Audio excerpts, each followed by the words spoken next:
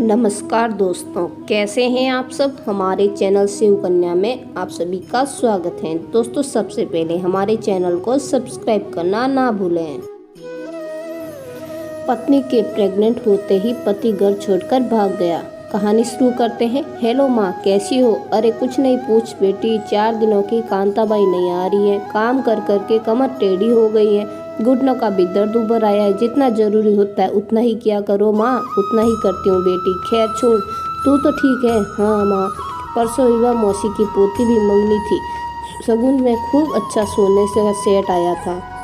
मौसी ने भी बहुत अच्छा लेना देना किया। 2 दिनों में बारिश का मौसम हो रहा है। सोच रही हूँ आज दाल बाटी बना लूँ। भैया की बात हुई, उनका आने का कोई प्रोग्राम है। हाँ, पिछले हफ्ते फ़ोन आया था, अभी तो नहीं आ रहे हैं। रीनू से बात होती होगी। वह कैसी है वह, मैं तो सोचती ही रह जाती हूँ कि उससे बात करूँगी, पर फिर तुझसे ही समाचार मिल जाते हैं। वह ठीक है माँ। अच्छा, अब फ़ोन रखती हूँ, कॉलेज के लिए तैयार होना है। माँ हमेशा मेरी इसी तरह की बातें होती हैं। ज़्यादातर वक्त पर वह बोलती हैं क्योंकि मेरे पास तो बताने के लिए कुछ होता ही नहीं है। पहले फ़ोन बंद करते वक्त अक्सर मेरे दिमाग में यही बात उठती है कि माँ, दुनिया कितनी छोटी है। खाना पीना, लेन देन, भाई, रिश्तेदार, पड़ोसी, बस इन्हीं के इर्द गिर्द की उन दुनिया में घूमती रहती है। मैं माँ की बातों को भुलाकर फिर से अपनी दुनिया में खो जाती हूँ। रीनू से बात किए वाकई काफ़ी दिन वक्त बीत गया है।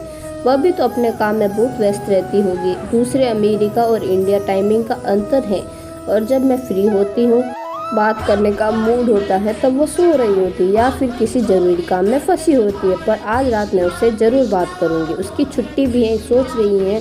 सोचकर मैंने उस दिन उसे रात में स्काइप का कॉल किया था। काफ़ी दिनों बाद बेटी की सूरत देखते ही वह द्रवित हो उठी।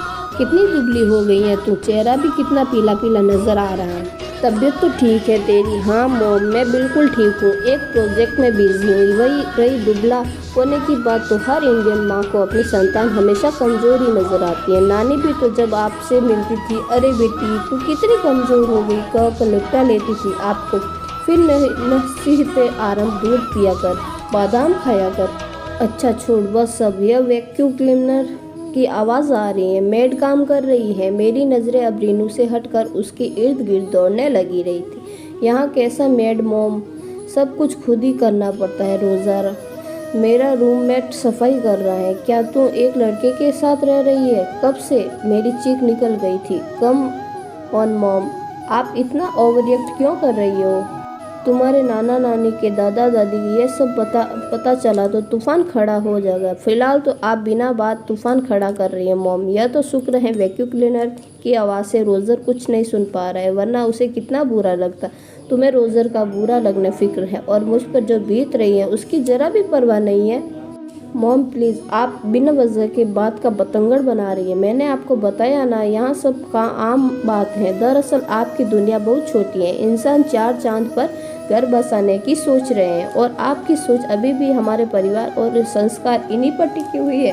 एक बार अपनी दुनिया से बाहर निकलकर जरा बाहर की दुनिया देखिए, खुद ब खुद समझ जाएगी। रोज़र इधर ही आ रहा है मॉम, बेहतर होगा हम इस टॉपिक पर कहीं समाप्त कर दें। सिर्फ टॉपिक ही क्यों, सब कुछ समाप्त कर दो।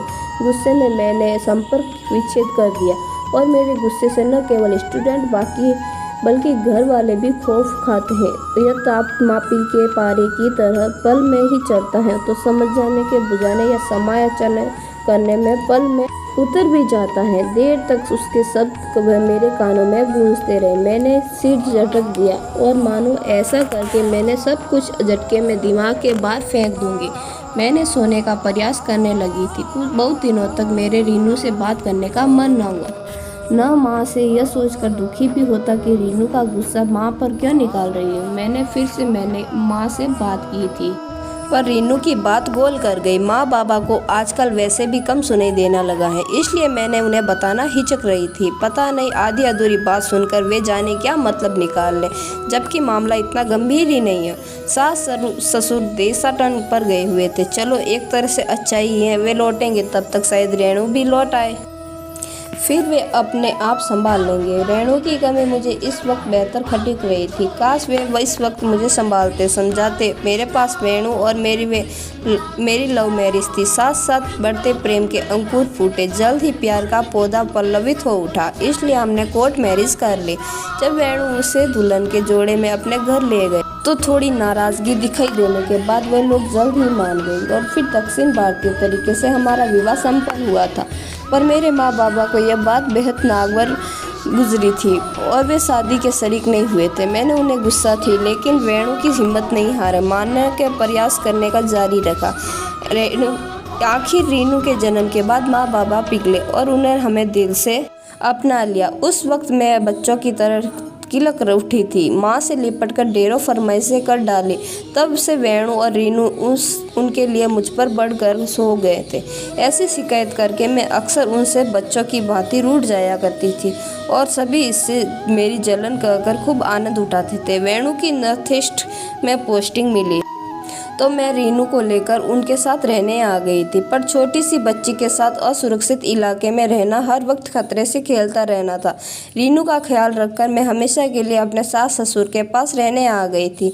मैंने वापस कॉलेज पढ़ना प्रारंभ कर दिया था। वेणु छुट्टियां में आते रहते थे। जिंदगी में बंधे बंधाए ढेरे में चलने लगी थी।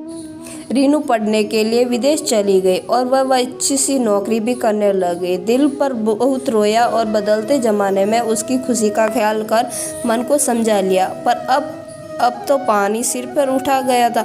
इधर कुछ समय वेणु की पोस्टिंग भी काफ़ी सीनियर पोजीशन पर हिमालय की तराई वाले इलाके में हो गई थी। वहाँ पड़ोसी देश की छिटपुट लड़ाई चल रही थी और आए दिन छोटी बड़ी मुठभेड़ की खबरें आती रहती थी। मुझे हर वक्त सिर पर तलवार लटकती प्रतीत होती थी। जाने कब ऐसा अप्रिय समाचार आ जाए। वेणु की बहुत कुछ दिनों बाद खबर न थी। यह सोच अच्छी बात थी कि क्योंकि सेना में ऐसा माना जाता है कि जब तक किसी के बारे में कोई खबर न मिले समझ लेना चाहिए सब कुशल है। मैंने भी यह सोचकर वेणु के सकुशल लौट आने का इंतजार कर रही थी। वेणु की यादों के साथ रीनू के दिए घाव ताजा हो गए थे। जीवन साथी तो मैंने अपनी मन मर्जी से चुना था, पर उसके साथ रही तो शादी के बाद ही थी।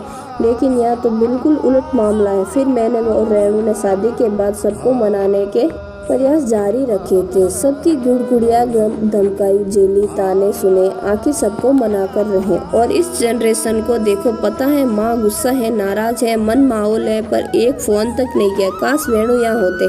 खैर बहुत इंतज़ार के बाद एक दिन रीनू का फ़ोन आया था, पर बस औपचारिक वार्तालाप। आप कैसी हैं? दादा दादी कब आएंगे? पापा ठीक होंगे?